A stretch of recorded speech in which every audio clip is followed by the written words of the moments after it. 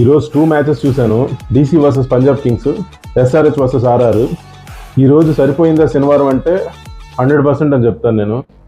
ఒక్కో మ్యాచ్ ఒక్కో డైమండ్. ఈరోజు డీసీఏ ఒక రేంజ్లో ఆడిందంటే పంజాబ్ కింగ్స్ దానమ్మో ఇంకో లెవెల్లో ఆడింది. అది డీసీ పెట్టిన స్కోర్కి పంజాబ్ కింగ్స్ తగ్గిద్ది అనుకున్నా కానీ అసలు ఆ బ్యాటింగ్ ఏంటో, అసలు ఆ రేంజ్ స్కోర్స్ ఏంటో